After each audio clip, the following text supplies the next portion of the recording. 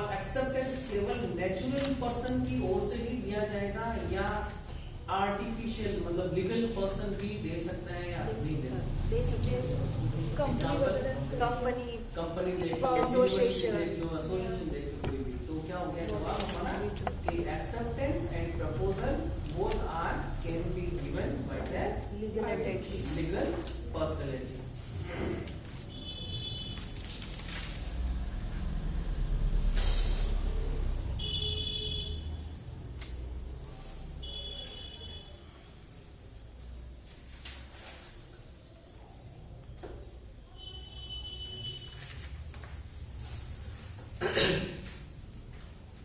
अच्छा, मेरे बच्चे ने कहा कि पापा यदि मैं क्लास टॉप कर लेता हूँ तो आप मेरे को मोटरसाइकिल दे देंगे। मैंने कहा बेटे ने क्लास टॉप कर ली 2 साल हो गए, मैंने अभी तक मोटरसाइकिल दी नहीं है।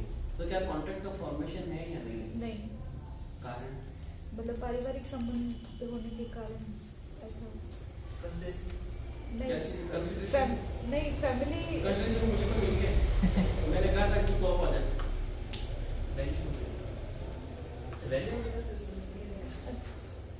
नहीं भाई देखो, अपन एग्रीमेंट में क्या करें कि मेरा कंसिडरेशन है क्लास में फर्स्ट आना, उसका कंसिडरेशन है मोटरसाइकिल, उसको मिली नहीं, मुझे मिल चुकी। अच्छा नैना, यदि कपिल जी बोले, कपिल जी मतलब आपके हस्बैंड कि आज तो दाल बटी और ये वो, अच्छा बाकी सबको पता ही है ना कपिल जी आपकी क्या लगते हैं, बनाओ तो देना आज तुम्हें यार लाखों की अकाउंट में तुम्हारे लिए चलेगी, मना कर देंगे। और तुमने 3 दिन पहले बना के खिला दी, आज तक कोई लाखों की है कोई हो रहे तो भी सुबह उठ रहा पर गाँव निकल जाए, एक जगह निकल जाए। तो क्या आप उनके अगेंस्ट कोई लीगल कार्रवाई कर पा रही हैं या कर सकेंगे? क्योंकि कॉन्ट्रैक्ट फॉर्मेशन दाल बटी और प्रपोजल था, वहाँ पर घूमने का आपने बना के खिला दिया। एक्सेप्टेंस तो मैंने किया ही नहीं भाई, उन्होंने ये तो कहा ना कि मैंने कम्युनिकेट किया पर मैंने एक्सेप्ट नहीं किया। आप ये विवक्षित यदि आपने एक्सेप्टेंस उनको एक्सप्रेसली नहीं दी मगर इम्प्लाइड एक्सेप्टेंस आ चुकी है, एग्रीमेंट फॉर्मेशन तो हो चुका है, काम कर लिया आपने, नहीं दाल बाटी बन भी गई है, दाल बाटी चेप भी बट उन्होंने घुमाने नहीं दिया। लाखों के दर्शन आप तो लड़ेंगे आप तो लड़ेंगे। तो क्या इसको कानूनी रूप से प्रवर्तन में नहीं ला सकते। कारण जन्म कारण एनफोर्सेबल बाय लॉ नहीं है, ना तो एग्रीमेंट है ना कॉन्ट्रैक्ट बना है। हाँ, कुछ फिर कारण क्या है? नेचुरल लव एंड अफेक्शन नैतिक कर्तव्य है, मतलब ऐसा नहीं, इसको अपन हम यूं बोलते हैं कि इनके बीच में कोई लीगल रिलेशनशिप क्रिएट नहीं हुआ था, कि केवल मोरल रिलेशनशिप था, या फिर हम यूं बोलते हैं फैमिली का रिलेशनशिप है, पारिवारिक दायित्व या सामाजिक दायित्व उत्पन्न हुआ है, कोई लीगल दायित्व उत्पन्न नहीं हुआ। तो विधिक लायबिलिटी यदि क्रिएट नहीं हो रही है तो हम उसको एनफोर्स नहीं करवा सकते। तो किसी भी एग्रीमेंट को एनफोर्समेंट करने के लिए उसके लिए विधिफुल उद्देश्य के साथ विधिफुल उद्देश्य मतलब लॉफुल लायबिलिटी विधिक दायित्व के साथ होगा। ठीक है ना, समझ लिया क्या बात की है? पारिवारिक संबंध और विधिक संबंध क्या कौन सा है? अच्छा वो बच्चा छोटा है, ठीक है। अब मैं क्या बताऊं तुमको? हाँ, कॉन्ट्रैक्ट और टोर्स में क्या अंतर है देखो। हाँ, क्या अंतर है टोर्स और कॉन्ट्रैक्ट में? क्या कोडिफाइड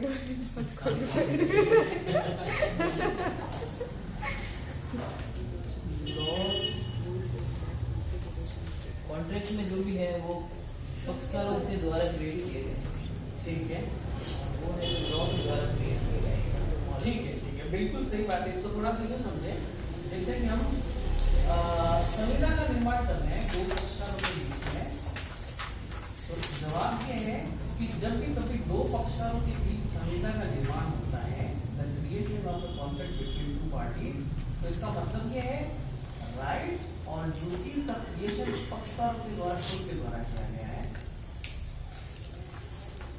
अधिकार और कर्तव्य, सही लिखा है नहीं कर्तव्य, कर्तव्य, ठीक है।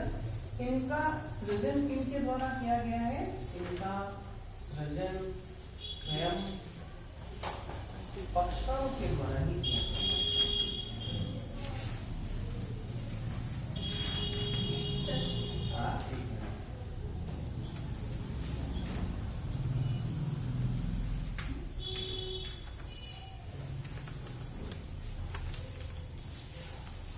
तो एक पक्षकार यदि अपने तरफ के कर्तव्यों को का पालन नहीं कर रहा और अपने अधिकार की मांग कर रहा है, तो फिर वो आदमी क्या कर सकता है? किसी दूसरे आदमी के विरुद्ध दावा, कोर्ट में दावा दर्ज कर सकता है, क्योंकि उन दोनों के बीच में विधिक अधिकार और कर्तव्यों का सृजन, विधिक संबंध लागू, जिनका सृजन किन्होंने किया है? स्वयं पक्षकारों के द्वारा। जब सेम इसी तरह की बात देखें के साथ अकृत्य,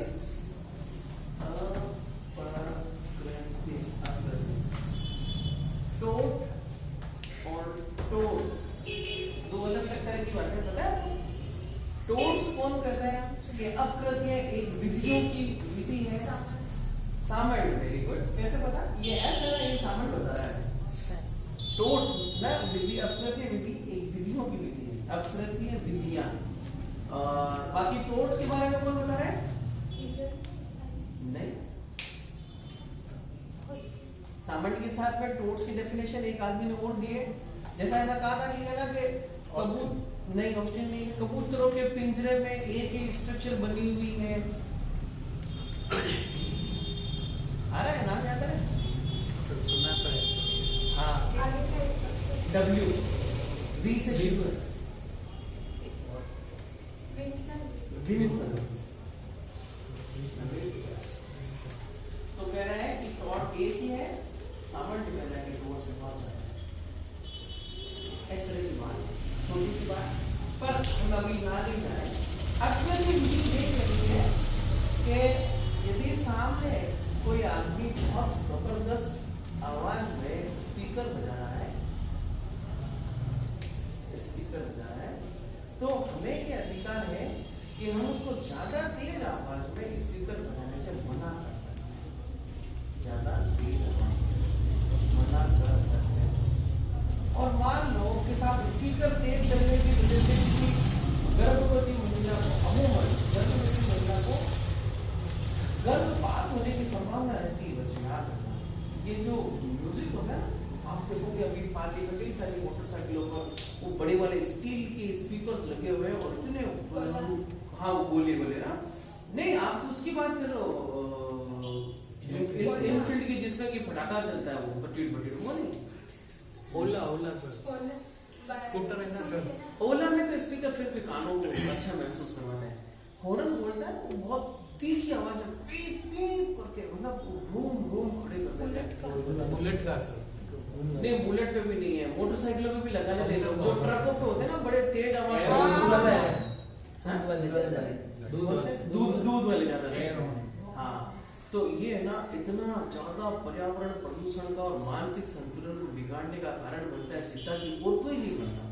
आप देखना, इस तरह का कोई उदाहरण बच गया है आपके साथ, आप यही पढ़े, पहली बात होगी अचानक से एक है ना सीरन से महसूस करवा देगा आपको, और ऐसा लगेगा आपको बहुत ज्यादा थकान हो गया, आप थक जाओगे, आप घर जाओगे ना, आपको नींद आने लगेगी। बहुत भयंकर स्पीकर है वो। तो वो स्पीकर एक आम आदमी को इस तरह का काम कर सकता है, तो बेचारे गर्भवती महिला को तो गर्भपात कराने का कारण बन ही सकता है। इस गर्भपात होने की वजह से, केवल उस म्यूजिक की वजह से गर्भपात हो गया, तो क्या महिला या महिला के जितने भी संरक्षक है या फिर उसके लीगल रिप्रेजेंटेटिव है, तेज आवाज में आवाज करने वाले व्यक्ति के खिलाफ कोर्ट में दावा कर सकते हैं? यदि ये क्लियर हो जाए कि साहब इस बच्चे, इस महिला का जो गर्भ मिसकैरेज हुआ है वो तेज आवाज में म्यूजिक के चलने की वजह से हुआ है, और ये वो व्यक्ति जो म्यूजिक चला रहा था, तो क्या दावा किया जा सकता है? किया जा सकता है। क्या इस महिला और उस स्पीकर चलाने वाले व्यक्ति के बीच में किसी कॉन्ट्रैक्ट का फॉर्मेशन होगा? नहीं होता, फिर कैसे कर सकती है?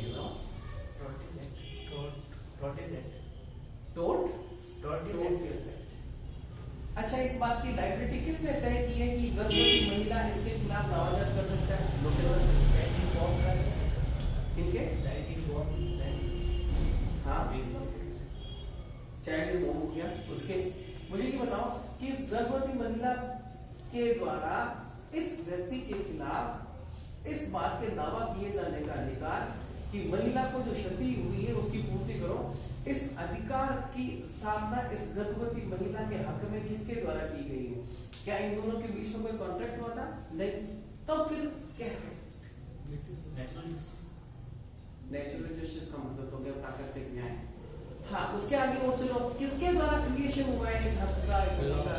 बाय लॉ, विधि के द्वारा क्रिएशन हुआ है। तो टॉर्ट्स और संविधा में यही अंतर है कि टॉर्ट्स में उन अधिकारों और कर्तव्यों की मांग और कर्तव्यों को पालन किए जाने की बात चल रही है जिसका सृजन जब बाय लॉ हुआ है। इसके अलावा और भी कई सारे काम हो सकते हैं कि साहब वो हमने देखा हाईलैंड एंड फ्लेचर की बात में कोयले की उसने खान खोदी थी और वो पानी भरा पड़ा था, वो सारी कोयले की खानों में उसने दावा किया, कॉम्पनसेशन मिला। इसके अलावा हमने Shri Ram food factory Messrs versus Delhi state of Delhi MC Mehta के केस में देखा गैस लीकेज हो गई थी बहुत ज्यादा, ठीक है, जिससे कई सारे आदमियों को परेशानी हुई थी। इसके अलावा 1984 big MIC methyl isocyanide methyl isocyanide है ना? किसने किया था क्रिएशन? क्या जो आदमी मरे हैं उन लोगों ने क्या कोई कॉन्ट्रैक्ट किया था? पर फिर भी जो आदमी मरे उनको एंडरसन के द्वारा कंपनसेशन तो मिला ही। कौन सी कंपनी थी? Union carbide. एंडरसन जिसका CEO था, मिला ही। कहां से मिला? क्रिएशन किसके द्वारा थे? विधि के द्वारा। तो हम यूं देखें कि संविधा एक पर्सनल लॉ है जो कि राइट इन पर्सनल की बात करती है, जबकि टॉर्ट्स एक सार्वजनिक विधि है जो कि राइट इन रेम की बात करती है, एक सार्वजनिक अधिकारों की बात करती है।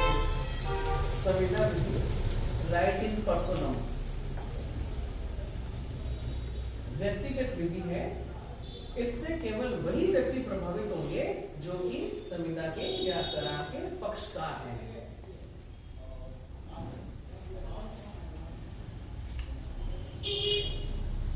जैसे थोड़ा सा अपन ये वो देखें कि ए ने अपनी इस प्रॉपर्टी को मॉर्गेज किया, 2 लाख रुपए लिए और बी को मॉर्गेज कर दिया। फिर बाद में ए ने अपनी ही प्रॉपर्टी, क्या ए फिर इस मॉर्गेज की प्रॉपर्टी को बेच सकता है? बिल्कुल बेच सकता है, क्योंकि मॉर्गेज उसने ओनरशिप को ट्रांसफर थोड़ी किया। मान लो ये एक्स को बेच देता है और एक्स कहता है कि साहब बी को फिल्टर पर कर तेरे पैसे मैं दे दूंगा, और एक्स ने उससे पैसे नहीं दिए। बी ने दावा किया एक्स से मिला, किसान एक्स को पैसे दिए। एक्स ने कहा सर हमारे मेरे और बी के बीच किसी भी प्रकार का कोई कॉन्ट्रैक्ट वही, हम दोनों आपस में पार्टी नहीं है, मैंने इससे नहीं देना और ये आदमी को इसने मॉर्गेज किया था, हम दोनों किसी भी कॉन्ट्रैक्ट का पक्षकार आपस में नहीं। तो कोर्ट ने किताबों को ये कहते हुए खारिज कर दिया कि ये आपके और एक्स के बीच में किसी भी तरह का कोई कॉन्ट्रैक्ट नहीं है, आप एक्स को बाउंड नहीं कर सकते पैसा देने के लिए। हाँ, आप उसी खिलाफ दावा कर सकते हो, या तो आप इस प्रॉपर्टी को रोक रख सकते थे, या इस प्रॉपर्टी को कोर्ट के माध्यम से भी कर सकते थे, या उस समय जिस समय कि ए के पास में इसके पैसे आए थे तो उससे पैसे की मांग कर सकते थे। नहीं हुआ तो आप ए की लायबिलिटी, आप एक्स पर दावा नहीं कर सकते क्योंकि आप दोनों के बीच में किसी भी तरह का कोई कॉन्ट्रैक्ट का फॉर्मेशन नहीं हुआ। किसी भी कॉन्ट्रैक्ट में केवल और केवल कौन आदमी को प्रभावित किया जाएगा? जो पार्टी के पक्षकार है। हाँ, ऐसा जरूर हो सकता है कि पिता ने कहा कि साहब के 3 बच्चे हैं, एक सन है, एक सन है और एक डॉटर है। पिता ने कहा कि साहब ये जो प्रॉपर्टी में तुम दोनों को 50-50% दे रहा हूँ, इस 50-50% में आप है ना आपके तरफ के 10% में मतलब 20% की हिस्सेदारी ये भी होगी। मतलब यदि 1 लाख रुपए की कमाई होती है या फिर 1000 रुपए की कमाई होती है तो 200 रुपए आप अपनी कमाई में से 100 रुपए इसको भी दोगे। अभी पार्टी के पक्षकार कौन कौन है? केवल फादर और सन ही है। ये एक ऐसी व्यक्ति है जो एग्रीमेंट के पार्टी तो नहीं है मगर उस एग्रीमेंट से उसको बेनिफिट मिल रहा है। तो वो आदमी जिसके हितों पर प्रभाव पड़ रहा है उसके एनफोर्समेंट से और नहीं एनफोर्समेंट से, बावजूद इसके कि वो पार्टी का अपनी उस एग्रीमेंट का या कॉन्ट्रैक्ट की पार्टी नहीं है, पर फिर भी ये इसको एनफोर्समेंट पे ला सकती है, क्योंकि फादर और सन के बीच में सीधा कॉन्ट्रैक्ट था कि आप इनमें से किसको दोगे, इसको दे सकते हैं। तो प्रतिफल के लिए किसी तीसरे आदमी के द्वारा एनफोर्समेंट में लाया जा सकता है, उसको एनफोर्स करवाने के लिए, क्योंकि उसको उसका प्रति कंसिडरेशन उसको मिल रहा है। जबकि एक ऐसा आदमी जो कि पक्षकार का पार्टी कॉन्ट्रैक्ट है, पार्टी ही नहीं है, पक्षकार नहीं है, तो फिर उसमें पार्टिसिपेट नहीं करेगा। ऐसा करते हुए हम लोगों ने देखा था इंडियन कॉन्ट्रैक्ट एक्ट में, और अगर राइट्स अगर पेपर में गारंटर बनता है तो फिर तो तब तो 100% करेगा। पेपर पे गारंटी आना, कागज ही बात करता है। अभी भी जूली एलएलबी मूवी देख रहे थे, वो एक कोर्ट पे दावा चल रहा था कि क्या कि साहब ये आदमी तो जिंदा ही बैठा है और इसके परिवार वालों ने इसके नाम का डेथ सर्टिफिकेट बना लिया और प्रॉपर्टी सब हड़प कर ली, और ये कह रहा है सर मैं जिंदा हूँ। तो जज साहब कह रहे हैं कि आप लोगों ने नहीं देखी मूवी क्या? जज साहब कह रहे कागज लाओ, तुम इसके जिंदे क्या मरे होने के कागज लाओ, मैं तो वही मान लूंगा, कागज मेरे सामने ही है। तो एक भी सरकारी कागज पेश करो, तो उनके पास सरकारी कागज था नहीं, फिर वो एफआईआर लिखा वो लिखा ठीक है, अब एक सरकारी कागज में नाम था है, तो कागज पे आता है, तो विधि कागज को मानती है।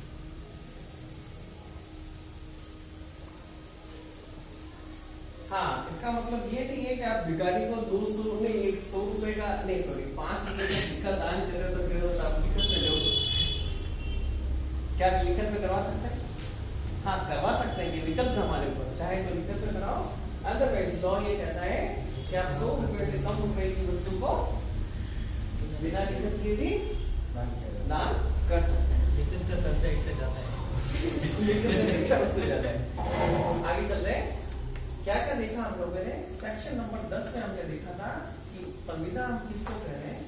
संविदा की बात करते हुए फर्स्ट था पक्षकार की सक्षमता, कॉन्फिडेंस ऑफ द पार्टी, दूसरा था स्वतंत्र सहमति,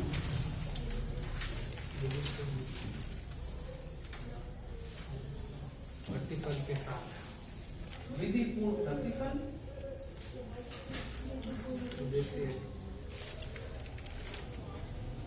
विधिपूर्ण उद्देश्य, और 5वां शून्य घोषित नहीं है, और 5वां ऐसा कानूनी रूप से जिसको शून्य घोषित नहीं किया गया।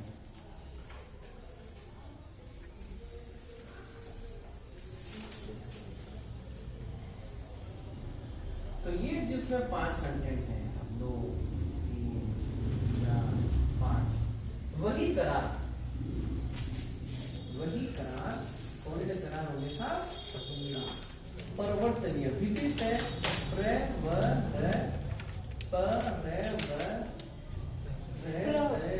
सही है या गलत? ठीक है, क्या वास्तव में ठीक है? तो ऐसे करार जो विधित परिवर्तनीय है, वही करार क्या बनेंगे भाई? संविदा बनेंगे। यहाँ हमने देखा पक्षकारों की कॉम्पिटेंसी, पक्षकारों की कॉम्पिटेंसी में क्या होना था? सेक्शन नंबर 11 व सेक्शन नंबर 12 कह रहे हैं कि साहब वो आदमी जो कौन है? स्वस्थ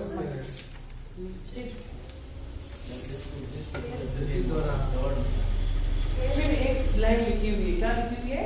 या जिस विधि से वो गवर्न होता है और एक दीपक ये जीतू ठीक करा, जिस विधि से वो गवर्न हो उसके हिसाब से वो व्यस्त हो। और क्या लिखा हुआ है लास्ट में?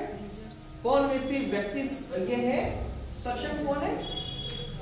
जो अपने हितों पर पड़ने वाले प्रभाव को समझने के लिए सक्षम हो। युक्ति ये 12 में, हाँ तो पहले 11 और 12 दोनों साथ लिखा था। यहाँ पर लिख रहा है कि वो व्यक्ति जो अपने हितों को पड़ने वाले प्रभाव को समझकर युक्ति निर्णय लेने में समर्थ हो। निर्णय लेने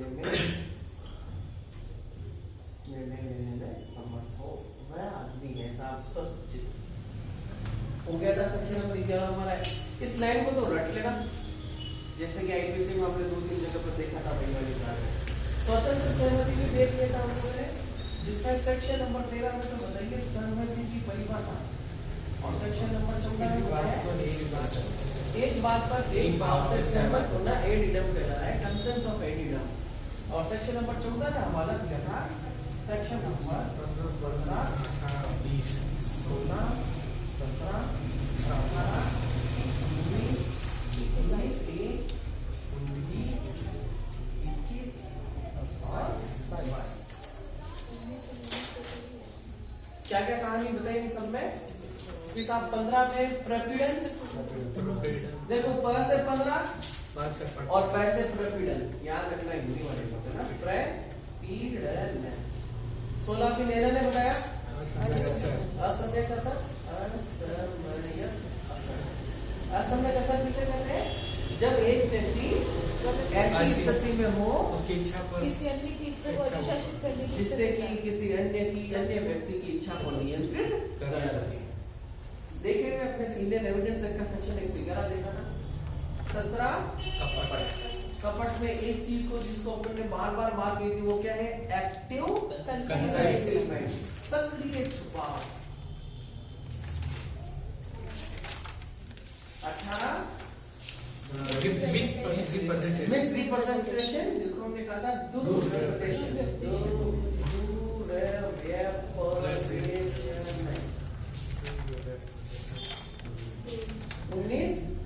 कहा शून्य करण, प्रपीड़न, असमय कसर, कपट और असमय कसर के लिए 19 में डाल दो। बाकी का हालांकि असमय कसर भी शून्य करनी है, और उसमें केवल इतना बताया कि यदि कोई बेनिफिट दिया तो उसको वापस से रिस्टोर करना पड़ेगा। प्रपीड़न, कपट और दुर्व्यवहार, इन तीनों के इफेक्ट से किया गया कोई करार क्या होगा? शून्य करणीय होगा। एक तो हो गया ये। सेक्शन नंबर 19 ने बताया ये वाली बात। सेक्शन नंबर 19 ने बताया असमय कसर का शून्य करणीय होना, अवॉइडेबल होना, शून्य करणीय होना, अवॉइडेबल। 20 में बताया नहीं रूल किसकी? फैक्ट्स की या लॉ की? फैक्ट्स। तो बताया mistake of fact, mistake of fact है। मिस्टेक ऑफ फैक्ट कौन से? एक पार्टी की तरफ से, दोनों पार्टी की तरफ से।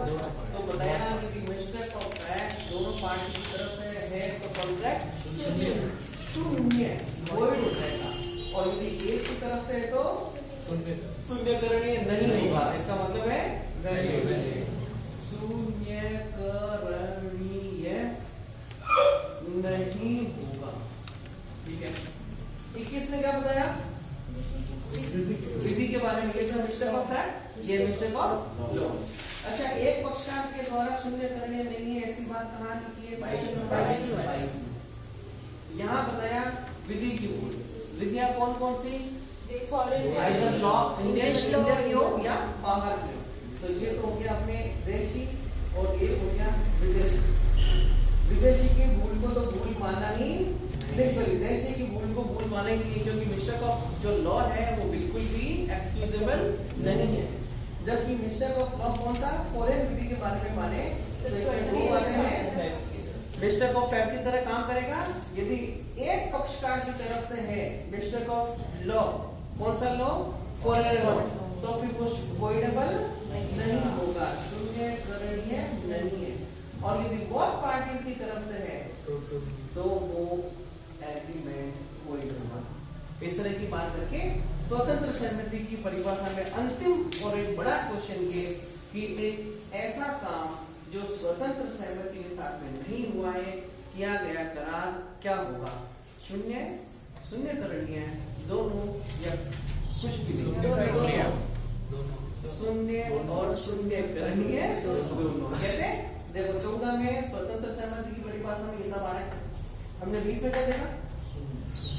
दोनों की फैक्ट है तो शून्य में। 21 में क्या देखा? विधि की भूल दोनों तरफ से है तो वॉइड है।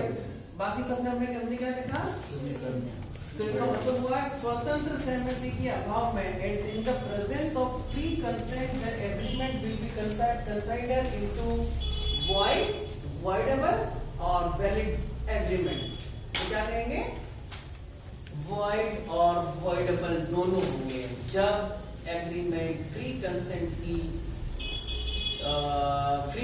से नहीं किया गया है, तो एग्रीमेंट फ्री सॉरी void और voidable दोनों होंगे। हो गया पॉइंट नंबर 2। हाँ, क्या लिखा, in the absence of free consent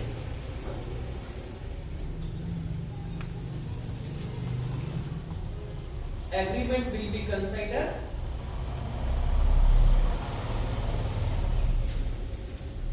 as void and voidable।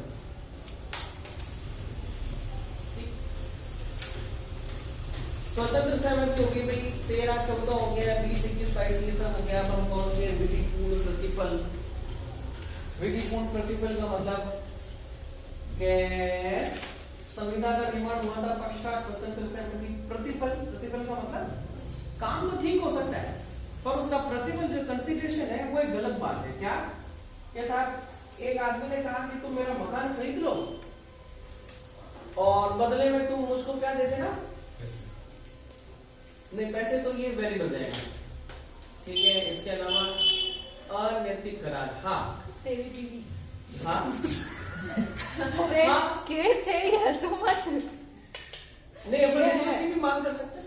मान लो कि काम कौन सा हो रहा है, लीगल काम हो रहा है, ठीक है। इस आप में क्या कर देंगे, आपके बच्चे को एडमिट करवा लेंगे हॉस्पिटल में और बच्चे की हम सीट खाली करवा लेंगे, पर बदले में मुझे क्या चाहिए, 40,000 रुपए चाहिए।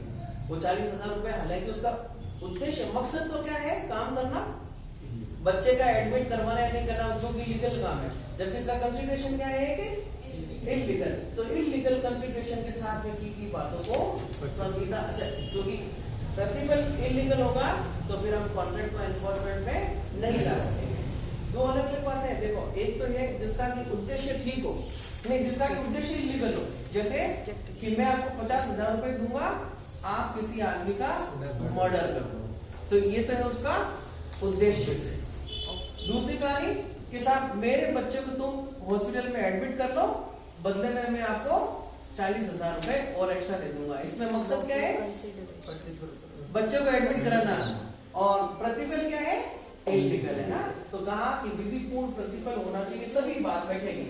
यदि आप कह रहे हो किसी काम को करने का, तो फिर वो काम भी क्या होना चाहिए, लीगल। जैसे कि मैं आपको 4 किलो शक्कर बेचने का कॉन्ट्रैक्ट करता हूँ, आप मेरे को 10 किलो चाय की पत्ती बेचने का कॉन्ट्रैक्ट कर दो, या फिर हम उसको एक दूसरे से क्या करते हैं, एक्सचेंज करते हैं, वो भी लीगल हो सकता है। मगर इस तरह का जैसे कि रिश्वत वगैरह देना या फिर किसी को प्रोत्साहन देना या ब्राइब देना, धमकी देना, ये लीगल प्रतिफल में कंसीडर नहीं हो। हाँ, जैसे नलिनी ने जरूर बोला भी, हम कई तरह की बातें देखते हैं जहाँ लोग किसी प्रतिफल के बदले में महिलाओं की असमत की मांग करते हैं। अल्फा पे लिखा होता है कि इन्हें किसी बात की महिला की असमत की मांग ऐसे से, तो ये प्रतिफल ही है। और कई सारी जगह बच्चा महिलाएं तैयार भी हो जाती है, एक गंदी बस्ती पूरे तालाब को गंदा करती है, वो अलग बात है। विधिपूर्ण प्रतिफल हो गया। अच्छा, विधिपूर्ण प्रतिफल की बात करें तो हमें सेक्शन नंबर 25 की बात करनी पड़ेगी, और सेक्शन नंबर 25 साफ कहता है ये कि साहब एक ऐसा करार जो बिना प्रतिफल के किया गया है शून्य होगा। बिना प्रतिफल के किया गया करार,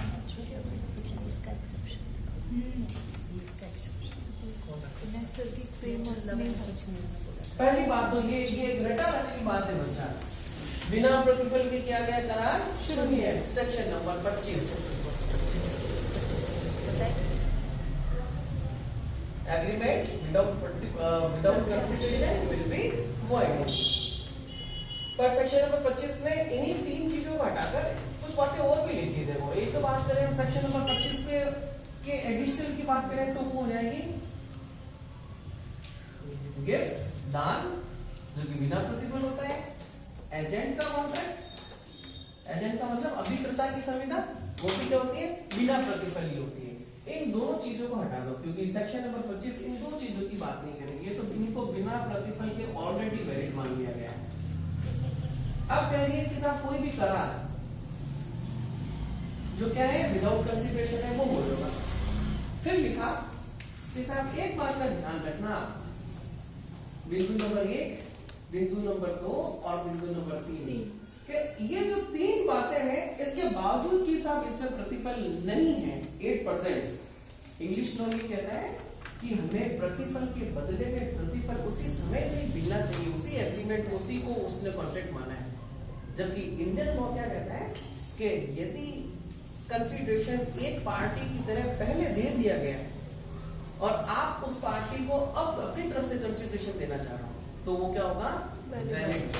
इसका मतलब इंग्लिश नहीं हमारा जो कॉन्ट्रैक्ट है, हम जहां कहीं भी कॉन्ट्रैक्ट में किसी भी बिंदु पर खामोश हो जाते हैं या हमें रास्ता नहीं मिलेगा तो फिर हम किसकी सहायता लेंगे, इंग्लिश लॉ की। क्योंकि ये जो लॉ है वो कहां से कवर हुआ है, मतलब कहां से क्रिएट किया गया है, इंग्लिश लॉ से। तो जहां कहीं भी हमें वो देखना पड़ेगा तो बात हमें इंग्लिश लॉ की ढूंढनी पड़ेगी।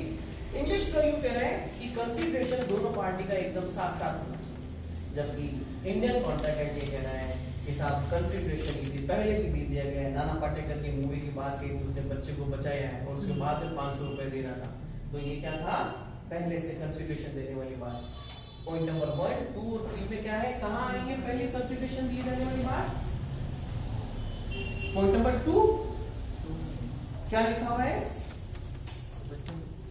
व्यक्ति को पूर्णतः या तो प्रतिशत देने के लिए वचनदाता के लिए स्वेच्छा पहले ही कोई बात कर दी हो अथवा ऐसी कोई बात कर दी हो जिसे करने के लिए वचनदाता वैध रूप से विवश किए जाने का दायित्व। भूतकालीन प्रतिफल, एक ऐसा वचनदाता ने अपनी तरफ से यदि पहले ही कोई काम कर दिया और उसके बाद में वो उसके एवज में उसको कोई दूसरा काम करने के प्रतिफल दे रहा है तो इसको भी परिवर्तन करवाया जा सकता है, इसके बावजूद भी कि अभी उसको कोई कंसीडरेशन नहीं मिल रहा है। सेक्शन नंबर 25 में क्या लिखा, बिना प्रतिफल के किया गया करार शून्य। उसने पहले काम कर दिया, नाना पाटेकर ने उसके बच्चे को बचा कर लेके आ गया, या फिर मेरा कोई पर्स घूम गया, एक कोई ईमानदार आदमी है, बेटा वो लेकर आएगा ना, सब ये ना आपका पर्स घूम गया ना, लेकर तो आ गया और मैंने उसको कहा कि मैं तुझे 500 रुपए इनाम देंगे। तो ये लीगल फॉर्मेशन ऑफ कॉन्ट्रैक्ट है, क्योंकि इंडियन कॉन्ट्रैक्ट एक्ट ये कह रहा है कि साहब हालांकि हमारे बीच में कोई प्रपोजल नहीं था, क्या मैंने उसे प्रपोजल दिया था, पर मैंने उसकी बात को एक्सेप्ट करके मेरी तरफ से ये बात की कि तूने मुझे ये काम करके दिया, इसको मैं प्रतिफल दूंगा। दोनों काम साथ साथ होते तो इंडियन लॉ लागू होता है, Indian contract sorry English contract act लागू होता, प्रतिफल साथ में मिलने चाहिए। जबकि यहाँ मेरे उसकी तरफ से प्रतिफल ऑलरेडी दे दिया गया है, मेरी तरफ से प्रतिफल अब दिया जाएगा, विदाउट करवा सकता है, एनफोर्स करवा सकता है। पॉइंट नंबर 25 का बिंदु नंबर 2 देखना है।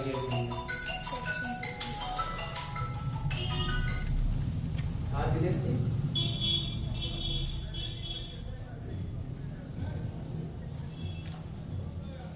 फोटो तो सूरत वाले हॉस्पिटल से स्टर्लिंग हॉस्पिटल से। अरे ये तो बहुत पुरानी है, 5-7 साल पुरानी बात हो गई। हाँ किडनी के लिए तो फिर मैं घर से मंगाता हूँ, थोड़ा टाइम देते तो चले। आईफोन, हाँ आईफोन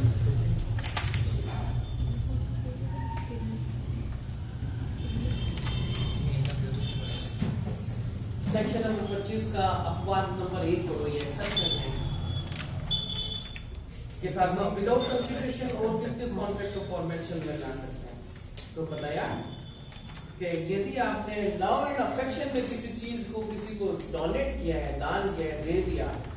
हेलो मैं तो पापा की पूरा फोन वगैरह जो है लिखो दे मैं सूरत को हॉस्पिटल से मेरी जो परसों भेज सको क्या आपने अब आप लास्ट में मैंने देख ली थी आप वैसे डॉक्टर से बातचीत करें और वैसे हर चीज से सही अब क्यों बोलते हो उनको? मैंने तो तेरे को बोला वो आके ऐसे मिला लेते हैं, मैं क्या करूं? आके मिला लेते हैं। हाँ, सेक्शन नंबर 25 का प्रथम अपवाद ये कहना है यदि लव एंड अफेक्शन में होते हुए कोई किसी को गिफ्ट देने की बात कह रहा है जिसको हमने क्या करवाया है, लिखित और रजिस्ट्रीकृत करवाया है, ऐसे कागज को, इसको याद रखना, 3 कंटेंट है इसके, love and affection, Past consideration. Plus लिखित एवं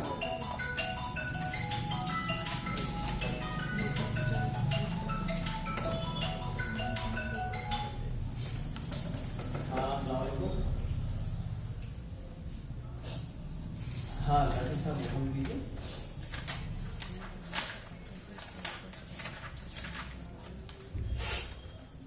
हाँ ठीक है।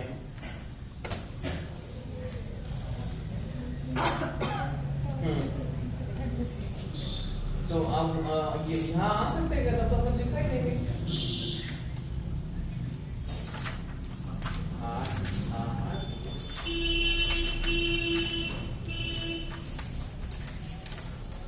हाँ वालेकुम अस्सलाम।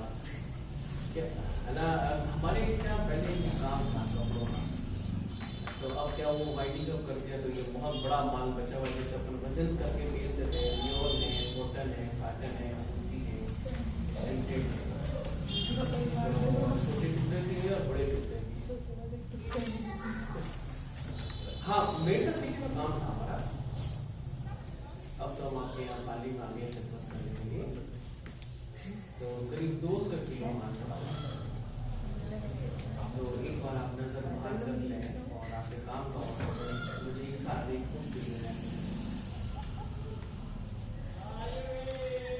अच्छा ठीक है, अरे पैर ऊपर कर दिया। तो जरा आप देखिए आपके मेहरबानी हो, मेरे पास कोई माल पड़ा हुआ भैया ने भी दिया, लेकिन मेरे कुछ काम करनी, उन्होंने मुझे यही कहा था कि आपके ताल्लुकात हो तो किसी से काम कर दें। हाँ हाँ लेकिन प्रोग्राम नहीं चला है, मैं यहाँ पूरा जैसे कि पूरा दरगाह से अपन पटेल छात्रावास की तरफ जाते हैं, बीच में कॉर्नर पे जलेबी वाली दुकान और कसाई की दुकान का, बस वही दुकान है। हाँ जलेबी वाले के पीछे, और ये जमजम स्टेशन।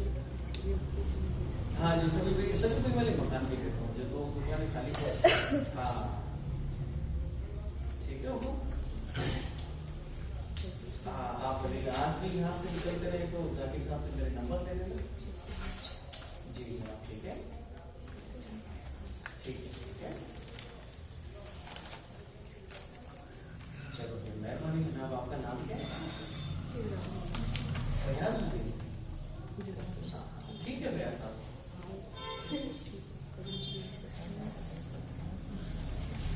हाँ जबी भाई ठीक है ना सर। हाँ नंबर दे देना आप उनको, मेरे में बात कर लूँगा। ऑफिस के टाइम से थोड़ा सा छोड़ के उनको बात करना है, 3 बजे के बाद है ना सर। ठीक सर।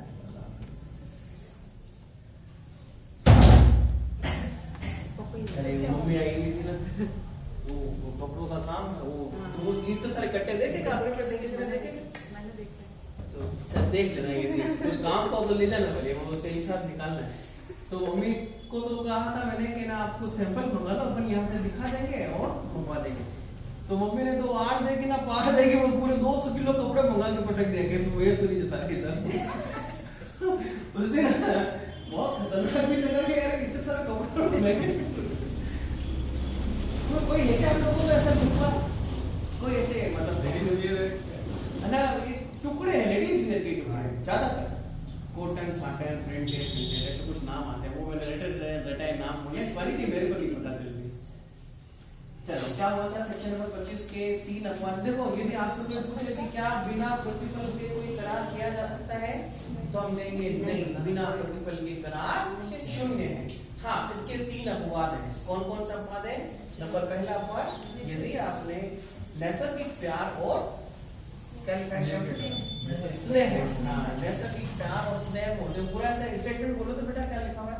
जनो लिखित रूप से अभिव्यक्त और दस्तावेजों के रजिस्ट्रीकरण के लिए तत्समय प्रवर्तन नीति के अधीन रजिस्ट्रीकृत और एक दूसरे के साथ निकट संबंध वाले पक्षकारों के बीच नैसर्गिक प्रेम और स्नेह के कारण किया गया है। तत्समय प्रवर्त विधि, इस शब्द को इसने डाल दिया है। ये कोई अच्छा आदमी होता है ना, वो ऐसे शब्दों को चूकता नहीं है। तत्समय प्रवर्त विधि का मतलब कॉन्ट्रैक्ट एक्ट है 1872 का। कहा कि मान लो बाद में कोई लॉ आ जाए, जैसे कि 1882 ट्रांसफर ऑफ प्रॉपर्टी गिफ्ट का एक बाद में आया, तो इसका मतलब तत्समय प्रवर्त विधि, उस समय जो भी विधि एग्जिस्टेंस जो उसके हिसाब में यदि प्रावधान दे रखा हो तो इस तरह का काम किया जा सकता है। बस कितनी शिष्ट है, लव एंड अफेक्शन, निकट संबंधी प्लस लिखित और रजिस्ट्रीकृत। सीधा सा सवाल आएगा ये कि सेक्शन नंबर 25 के 1 में लव एंड अफेक्शन में दिया गया करा बिना प्रतिफल के वेद होगा, मतलब शून्य नहीं होगा। कब? जब वह लिखित है, जब वो केवल रजिस्ट्रीकृत है, जब वो लिखित और रजिस्ट्रीकृत दोनों है। तो जवाब क्या बनेगा? लिखित और रजिस्ट्रीकृत दोनों। ठीक है, पॉइंट नंबर 2 भी हमारा हो गया। भूतकालीन प्रतिफल, जब हमने एग्रीमेंट की परिभाषा देखी थी तो प्रतिफल में हमने देखा था प्रतिफल 3 तरह के थे, भूतकालीन, भविष्य और वर्तमान, तीनों थे। भागी को वो तो था ही, भावी भी था, और हाँ भावी, भूत और वर्तमान तीनों। पॉइंट नंबर 2 हो गया। और अपवाद नंबर 3 क्या कह रहा है, एक थोड़ी अजीब सी बात कर रहा है और थोड़ा सा ऐसा लगेगा आपको पढ़ने में क्या पढ़ रहा है। लेना पढ़ो जरा पॉइंट नंबर 3 सेक्शन नंबर 25 का अपवाद नंबर 3 क्या कह रहा है। It is a promise made in writing and signed by the person to be charged therewith. एक सवाल हो चुका है हमारा। एक तो क्या हो, राइटिंग हो, लिखित हो प्लस हस्ताक्षरित हो, सेम उसी तरह का सवाल, लिखित प्लस रजिस्ट्री। इसका क्या है, लिखित प्लस हस्ताक्षरित। ठीक है, Or by his agent generally or specially. या तो पार्टी या पार्टी का एजेंट, ये सेम उसी तरह की बात है जब हम इंडियन लिमिटेशन एक्ट का सेक्शन नंबर 18 19 और 20 पढ़ रहे थे कि साहब या तो किसी लिमिटेशन निकलने वाला है तो लिमिटेशन के ने उस आदमी की पार्टी ने या उसके एजेंट ने लिख कर दे दिया कि साहब ये पकड़ो, या तो 200 रुपए आज पकड़ लो, बाकी का 500 रुपए मैं अपने बाद में दे दूं। तो जिस दिन वो पैसा 500 रुपए नहीं 200 रुपए डिपोजिट किया गया था, उस दिन से लिमिटेशन नहीं स्टार्ट हो जाएगी।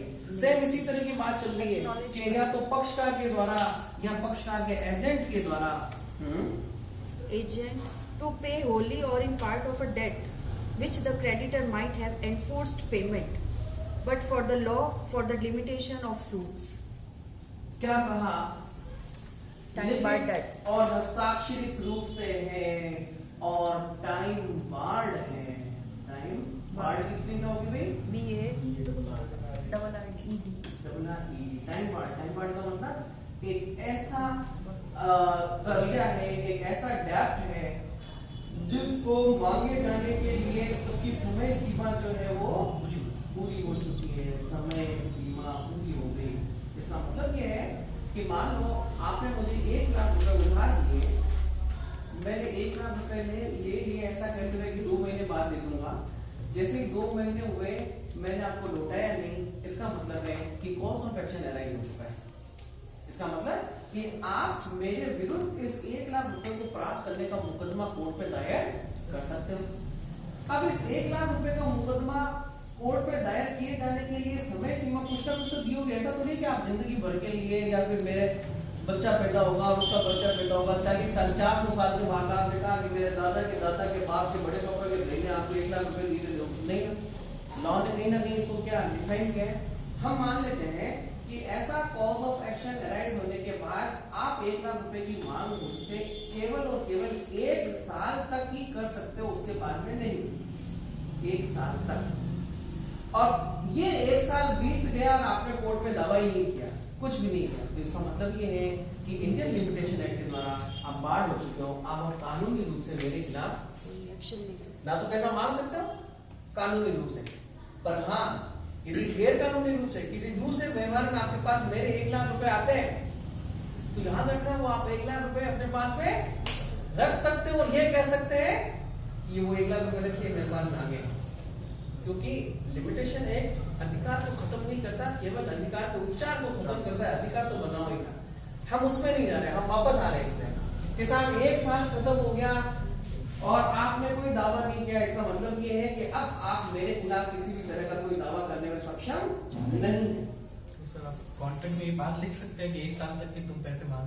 नहीं बेटा, कॉन्ट्रैक्ट में लिखने की जरूरत ही नहीं है।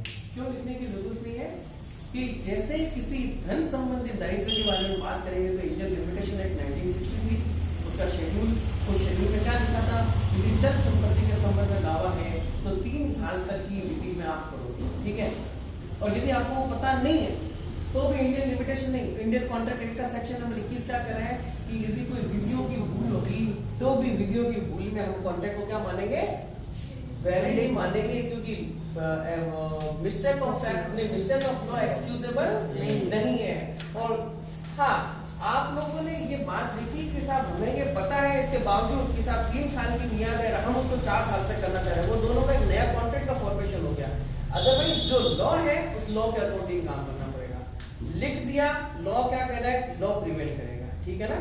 कहानी वापस आ रहे हमारी पर 1 लाख रुपए आपने दिए, मैं आपको वापस लिख चुका पाया, 1 साल खत्म हो गए और मैंने ही आपको वापस लिख कर दिया है, कैसे, लिखित और हस्ताक्षरित, कि मैं आपको लिख कर देता हूँ कि आप मुझसे चाहो तो आप कभी भी ये पैसे वापस से ले लेना। तो अब आप मेरे खिलाफ वापस से दावा दर्ज कर सकते हैं, नया अधिकार उत्पन्न हुआ है।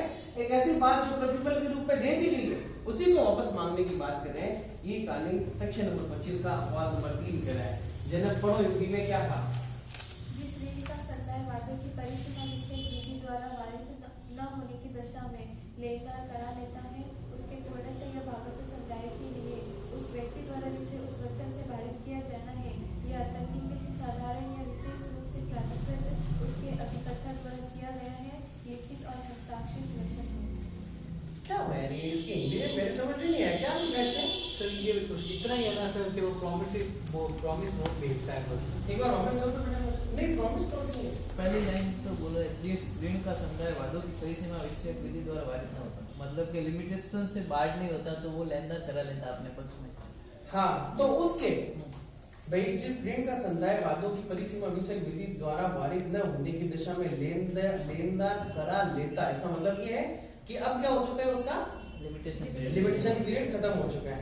उसके पूर्णतया भागता संदाय के लिए उस व्यक्ति द्वारा जिसे उस वचन से वारित किया जाना है या तन्निमित्त साधारण या विशेष रूप से प्राधिकृत उसके अभिकर्ता द्वारा किया गया लिखित और हस्ताक्षरित वचन।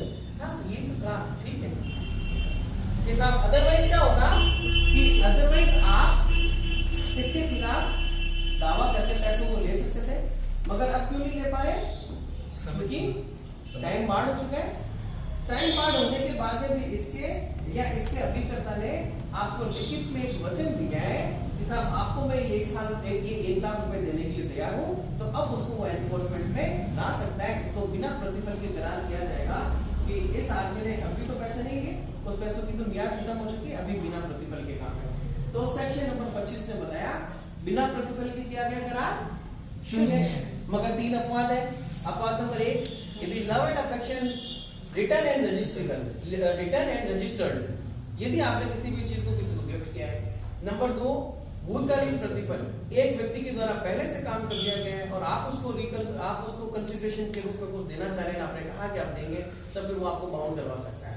और तीसरा, एक ऐसा ऋण जो टाइम बाढ़ हो चुका है, उसके बावजूद भी आप या आपका एजेंट उसको लिख कर दे रहा है कि मैं आपको पैसे देने के लिए तैयार हूं, तो ये है तो बिना प्रतिफल और इसको लीगल माना है, वैलिड माना है। सेक्शन नंबर 25 हो गया। विधिपूर्ण प्रतिफल, अच्छा विधिपूर्ण उद्देश्य, सेक्शन नंबर 23 इसी सवाल का जवाब है। सेक्शन नंबर 24 भी लगभग इसी सवाल का जवाब। विधिपूर्ण उद्देश्य, विधिपूर्ण प्रतिफल, इसको भी मिला हुआ है। क्या कह रहे हैं सेक्शन नंबर 23?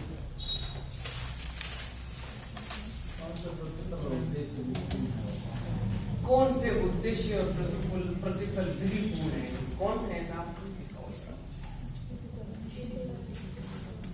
ये तो आज आप नहीं देगा चिल्ला रहे थे खाली। मुझे मतलब पहली बात तो ये भी उम्मीद नहीं थी कि हम लोग अच्छा बना लेंगे। हाँ, क्यों सर अच्छे हैं। हाँ, और दूसरी बात मुझे ये उम्मीद नहीं थी कि हम हारेंगे नहीं, हम जीतेंगे नहीं। हमें ये पक्का पता था हम लोग तो हारे भी नहीं, और वो 68 रन का स्कोर देख के थोड़ा डर लग रहा था कि साहब हो सकता है जीतने का डर था। समझे, ये जीतने का डर था। हम लोग चाह रहे थे आप लोग भी जीते। चलो कोई बात, हम चाह रहे थे। हाँ, सेक्शन नंबर 23।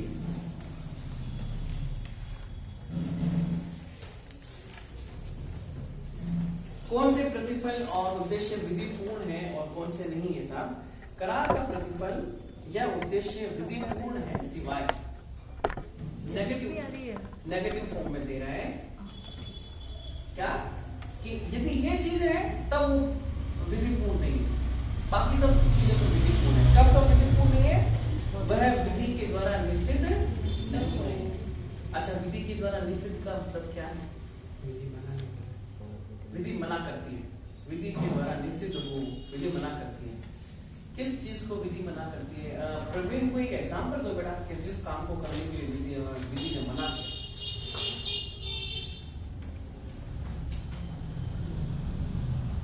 यश, जैनब, पैसे देकर मदद करवाना। नहीं, मुझे कोई एक्ट का नाम बताओ जो प्रतिषेध करता है किसी चीज को। दहेज प्रतिषेध। दहेज प्रतिषेध अधिनियम।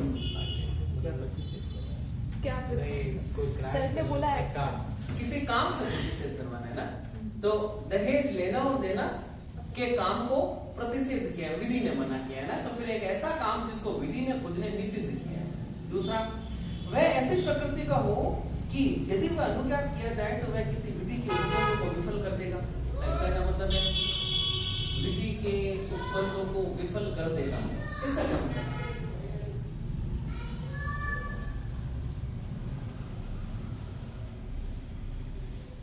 मान लो डीएलसी रेट जो है किसी भी प्लॉट को बेचने के लिए, खरीदने के लिए, कोर्ट में इसने नगर पालिका नगर परिषद को ऑलरेडी डिफाइन करा है, ठीक है, और ये कहा है कि इससे कम में ना खरीदी जानी चाहिए ना बेची जानी चाहिए, और इसके बावजूद दिए हुए प्रोविजंस में उससे कम रेट में कोई आदमी खरीदता है, तो इसका मतलब क्या हुआ है?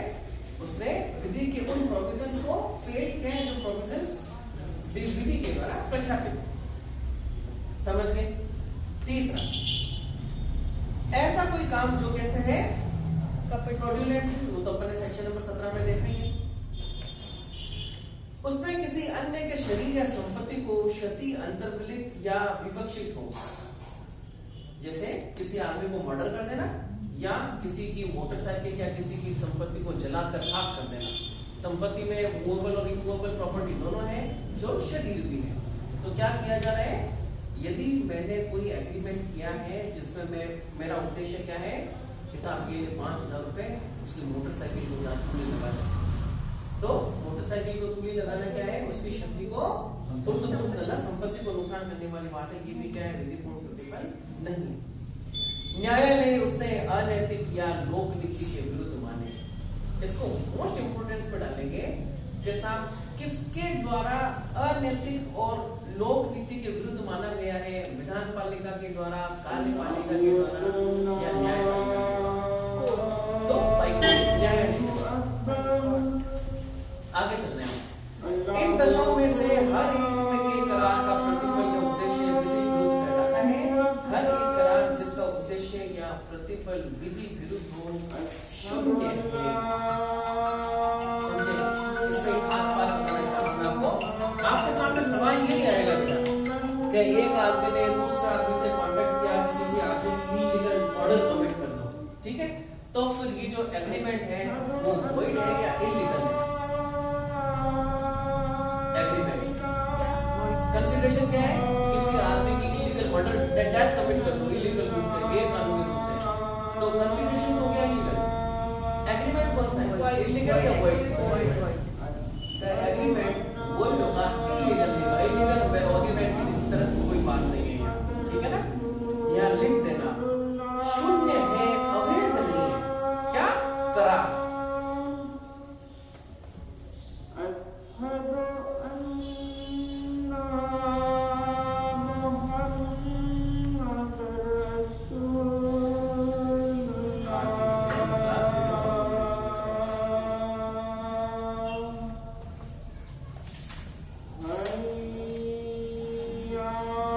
Section number 23।